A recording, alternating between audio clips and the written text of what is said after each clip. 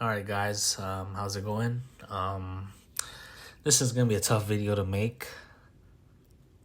Usually I do a lot of rebookings, a lot of fun stuff like that. But uh, as most of us probably know, yesterday there's an announcement that Wyndham Rotunda, also known as Bray Wyatt, passed away. He had like a heart condition, and I think it was due to COVID. It kind of got worse, and yeah, it's really tough, to when wrestlers die, man. It's really tough. I remember when Eddie Guerrero died and Chris Benoit died, and that was before obviously learning, the news of how. But I was very emotional. Like I was like in grade 6, I think. Yeah, like or grade 8 when Benoit died, grade 6 when Eddie died, and yeah, it really messed me up. And this one was tough too, cause you know, uh, just as I got older, I really got to appreciate the characters even more, and hearing Bray Wyatt like outside of WWE, his interviews, and he just seemed to be a very humble guy and a very, very passionate, and you can kind of tell with his last when he returned that promo he made, it was very emotional because he really attributed it to the fans because Bray, no matter how bad he was booked, fans still loved Bray Wyatt, so yeah, so I just want to honor his career, kind of give like a career retrospective. I'm going a lot of this based on memory, so bear in me if I do miss anything out.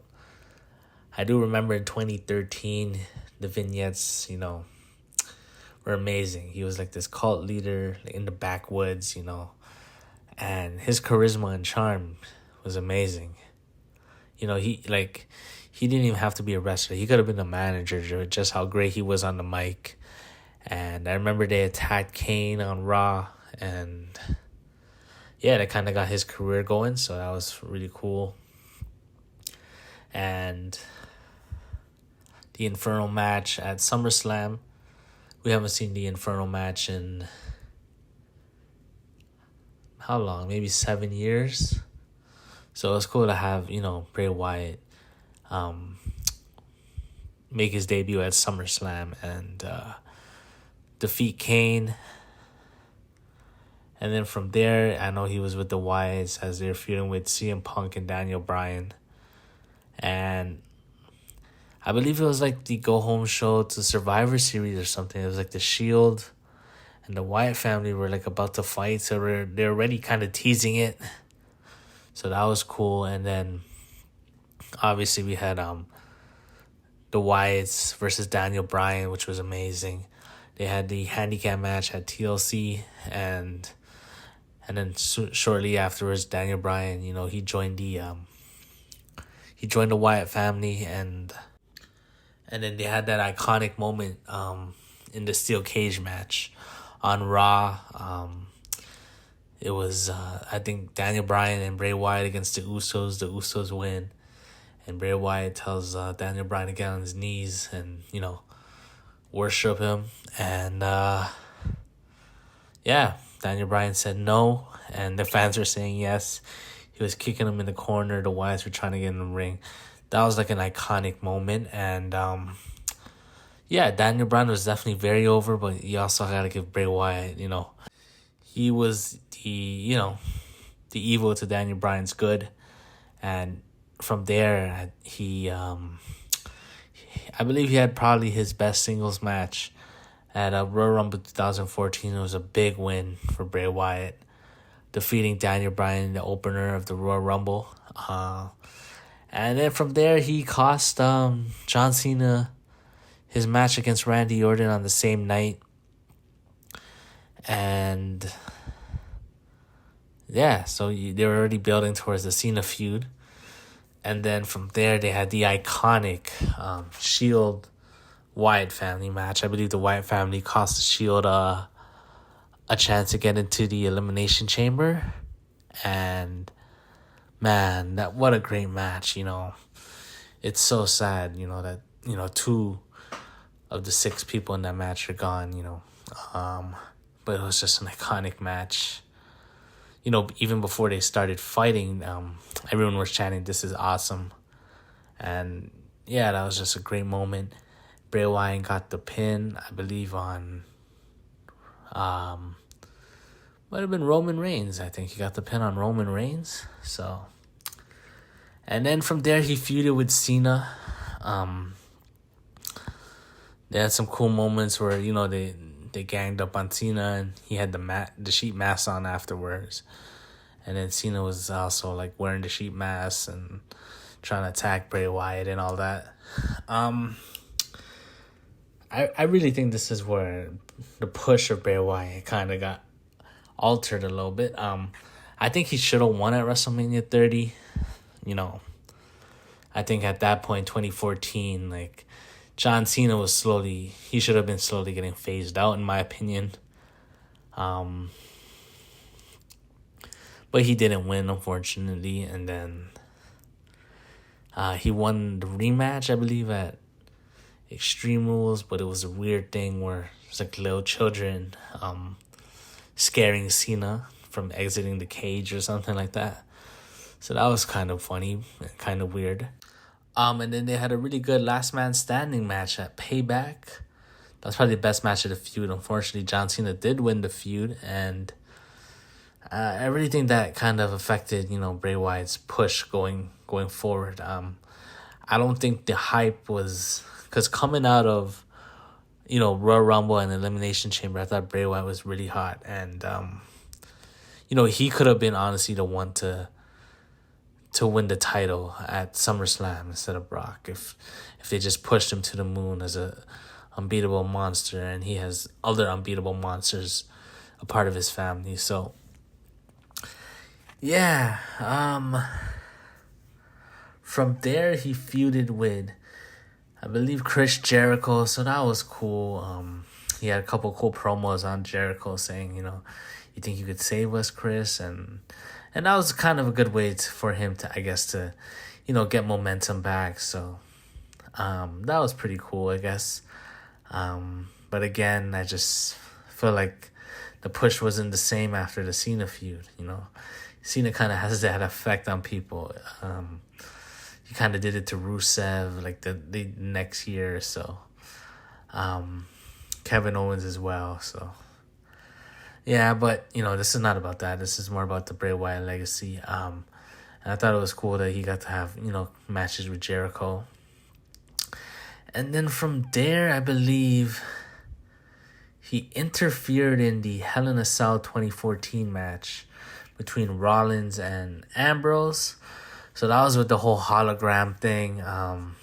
Again, it's memorable. It is. And then he had the match with Dean Ambrose at Survivor Series, where it kind of ends in a DQ, I think, and Dean Ambrose starts bringing out the tables, ladders, and chairs, and it builds towards their TLC match, and they actually main evented. I think that might have been Bray Wyatt's first pay-per-view main event.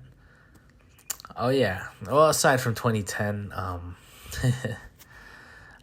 haven't really talked about Husky Harris, but maybe I'll do it at the end.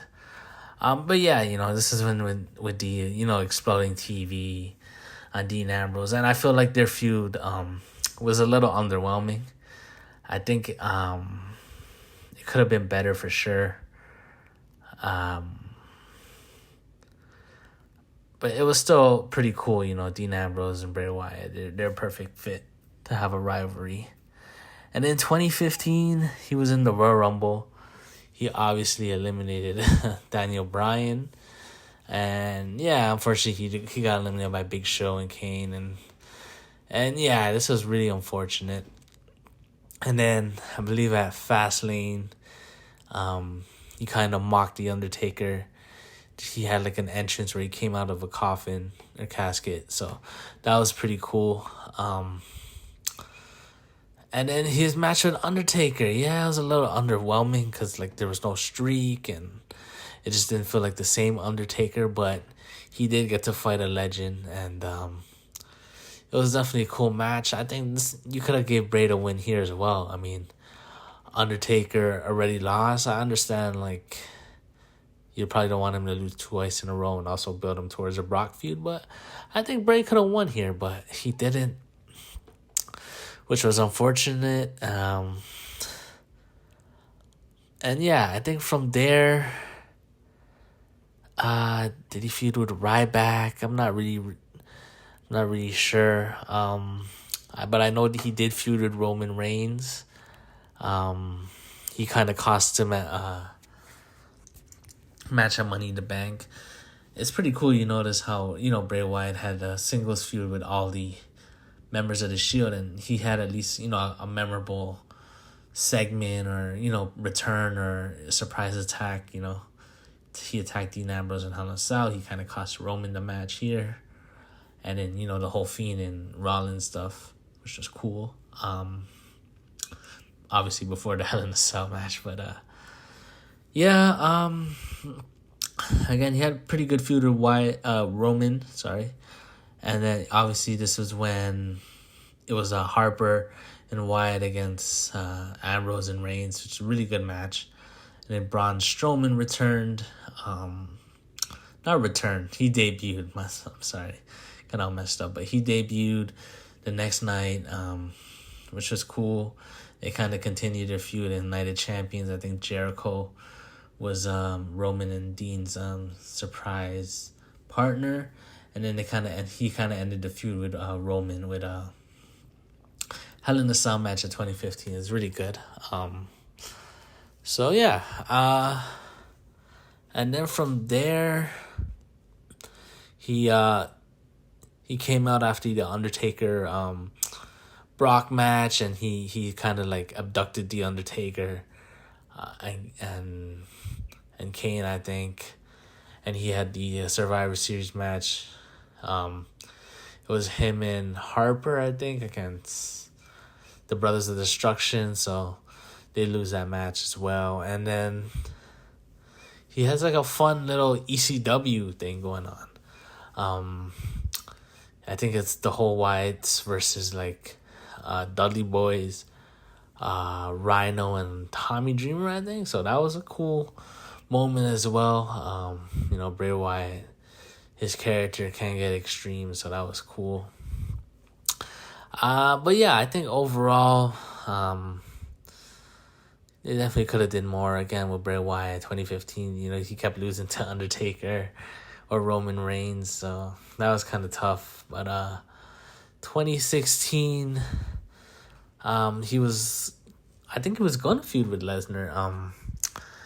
He had the whole thing where Lesnar eliminated the Wyatt family, but the Wyatt family kind of helped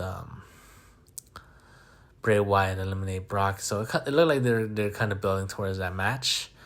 And then you also had a cool confrontation between Bray and Triple H. It's also a match, I kind of wish we got, Bray kind of standing against the Authority. That would have been really cool. But we didn't get that. And then I think at Fastlane, they fought like a bunch of big men. Was it like Big Show, Mark Henry, Ryback, Kane, or something like that? I could be wrong. And then he did miss WrestleMania 32, but he had a pretty memorable promo with The Rock. So you kind of see here Bray Wyatt has, although he was pretty new to the business, he interacted with a lot of legends, The Rock being one of them. And yeah, it was a cool thing that The Rock posted the Instagram of him and Bray at WrestleMania, so that was really cool. Obviously it led to Eric Rowan losing to The Rock in like 6 seconds. But it was still a pretty cool moment to see Bray and The Rock and John Cena all in the ring.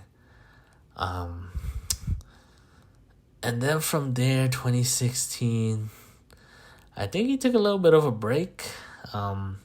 And he had this cool feel with the New Day where, Xavier was very scared um, of Bray, and he was trying to overcome his fears. So that was pretty fun.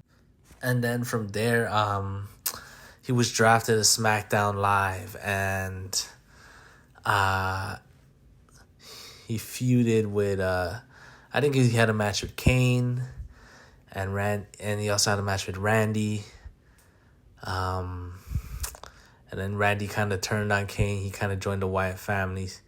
So that was really cool. And then at Survivor Series, he was a sole survivor. When Randy kind of sacrificed himself for Bray Wyatt. And then I believe they won the tag titles.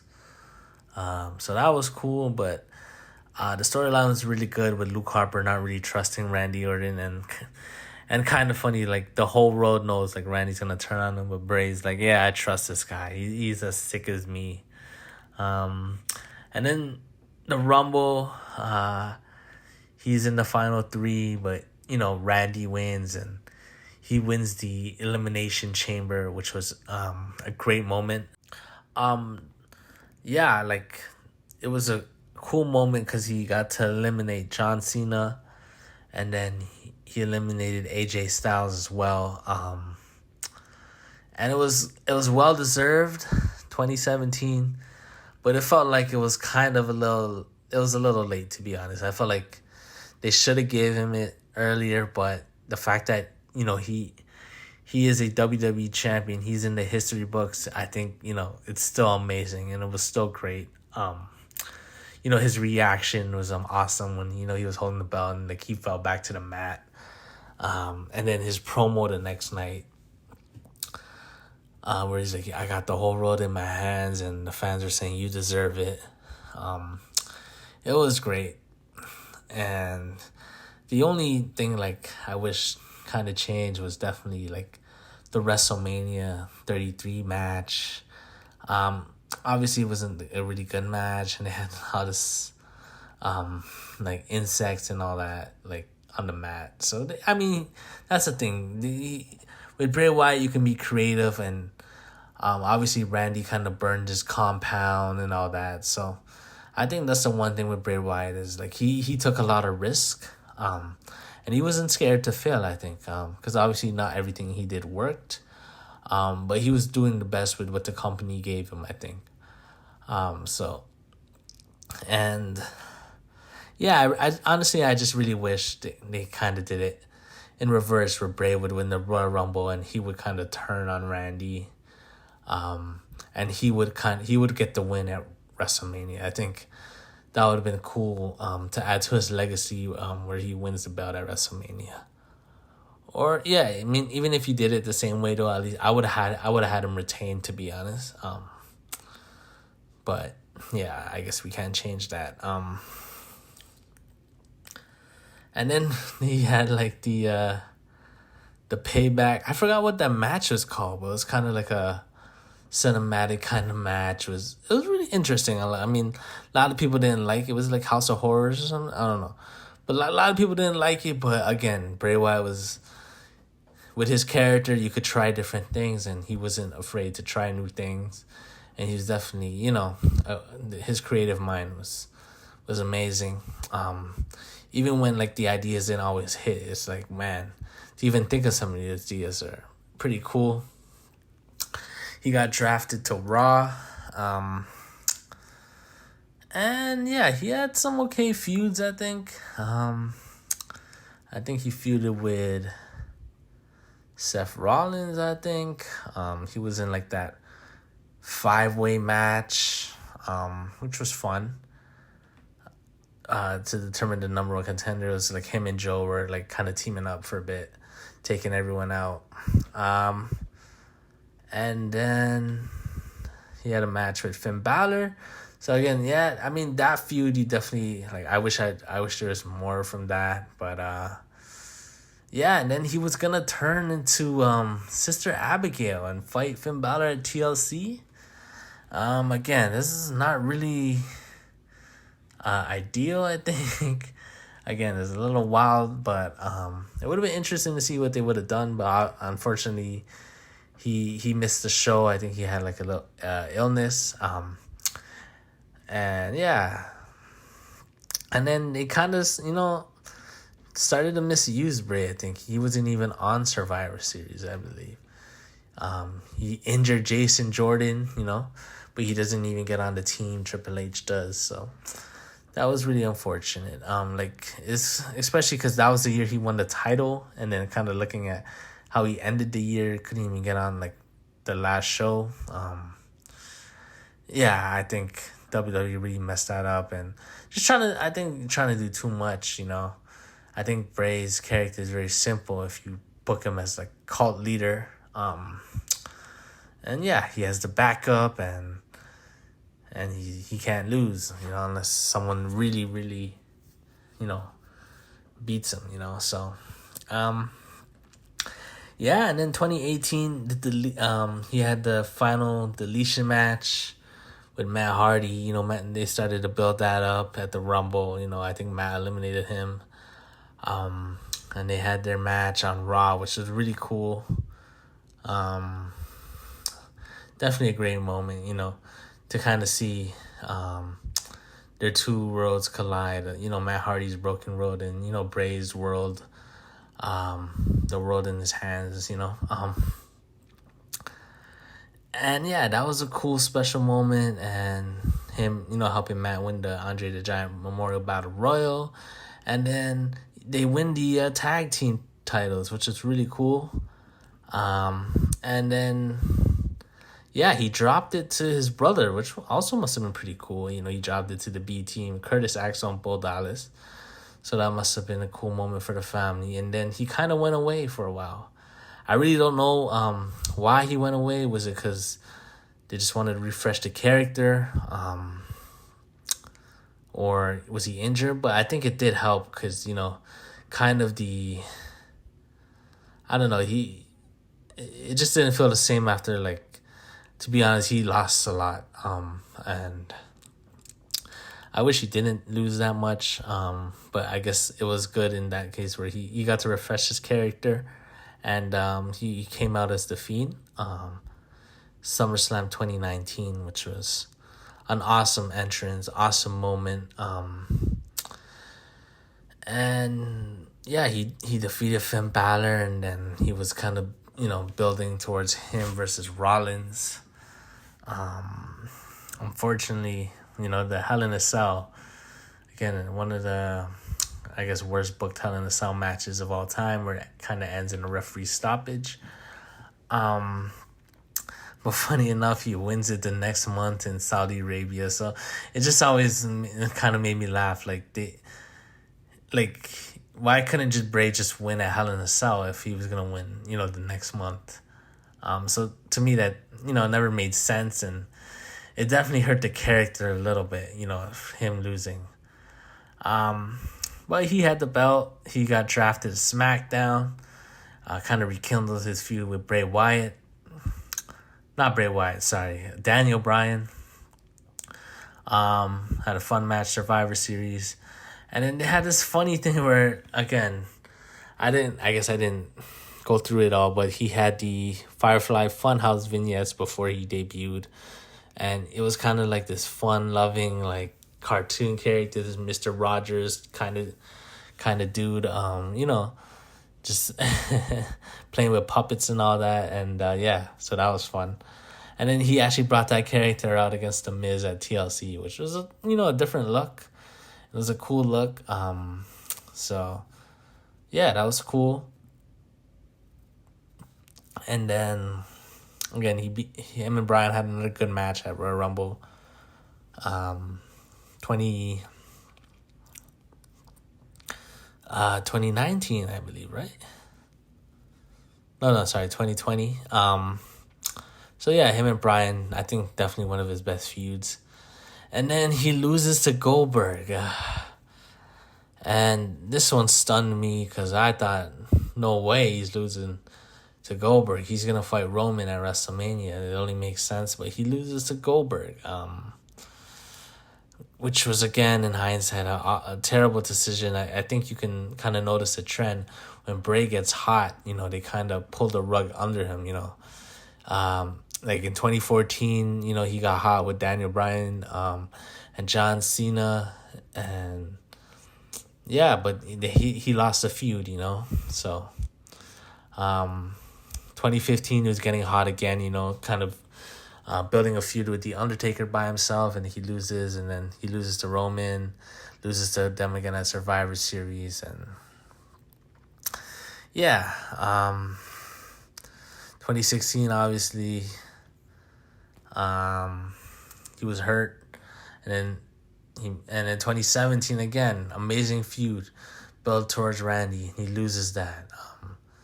And in 2018, builds the hype towards him versus Rollins, and he loses that, and he wins the next month, only again to lose to Goldberg. So, yeah, and I know this is definitely a tribute, for his life and all that, but it's just a little frustrating thinking about that. But he did the best, with what he was given, and yeah, and prime example, WrestleMania 36. Firefly Funhouse match. Amazing match, him and John Cena. Again, not even a match, just amazing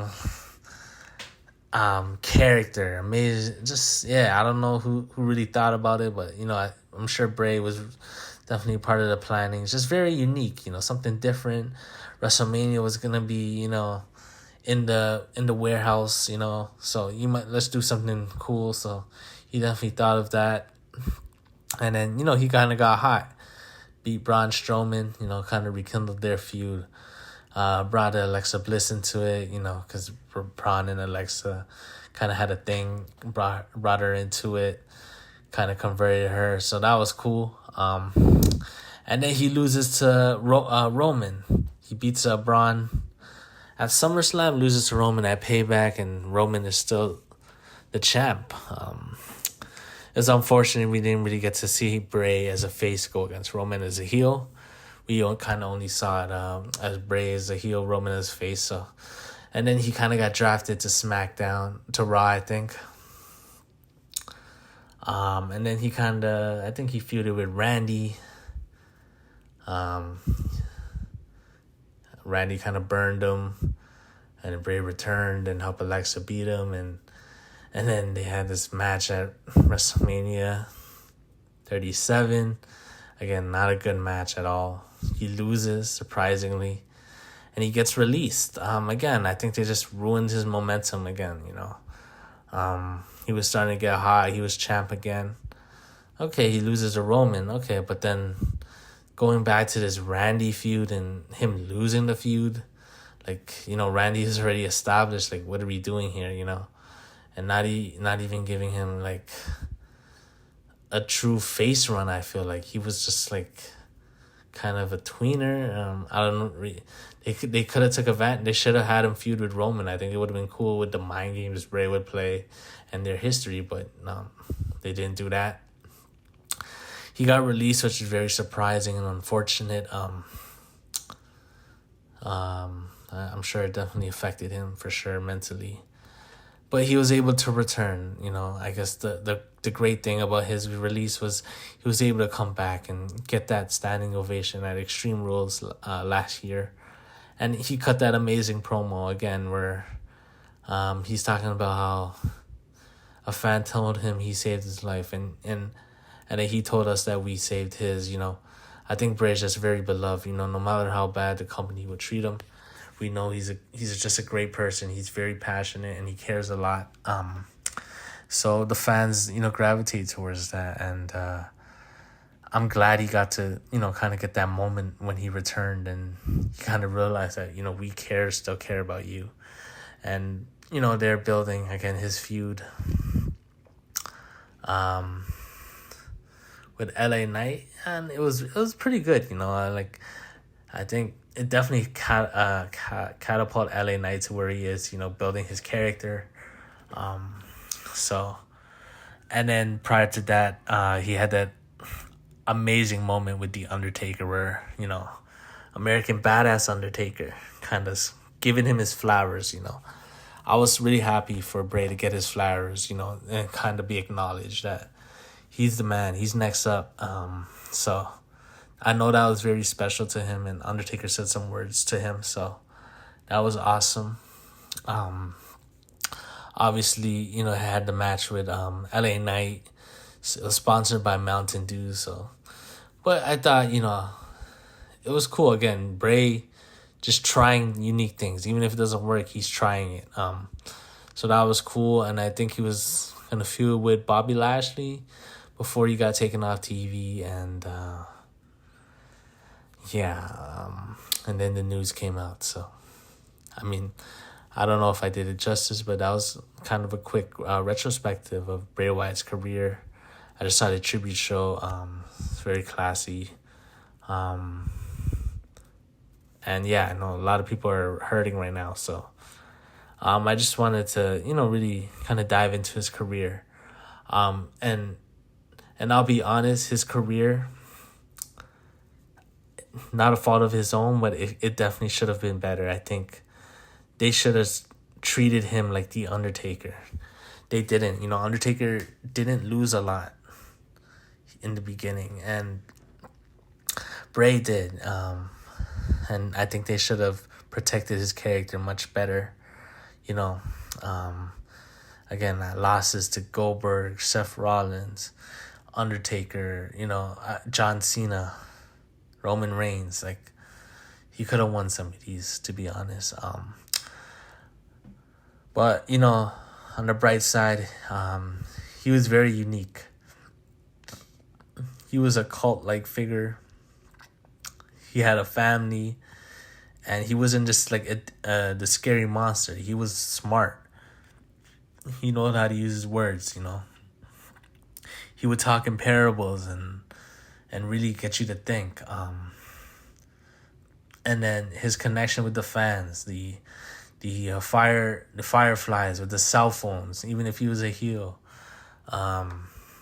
His amazing catchphrase, follow the buzzards, run. Like, he got very popular. And then he transformed his character. He didn't just stay the same. He transformed. He became the Fiend. He became like Bray Wyatt, the Mr. Rogers character, and he was gonna also incorporate like Mr. Howdy. I forgot to mention that as well. So he was definitely willing to adapt, willing to change. Great mind for the business. My favorite moment of his, definitely him winning the WWE Championship, and then also his return as the Fiend,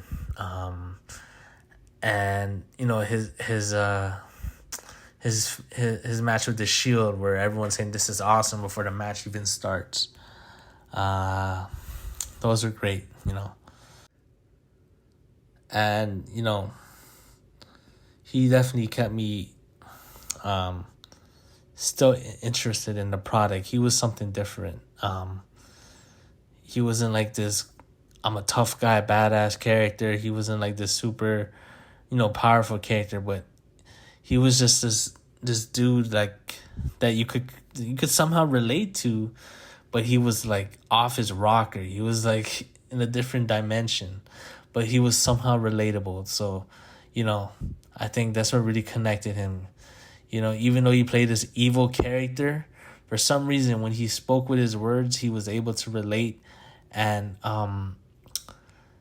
really really get the fans to cheer for him. He felt like an underdog. Even though he had the whole world in his hands, he felt like an underdog. And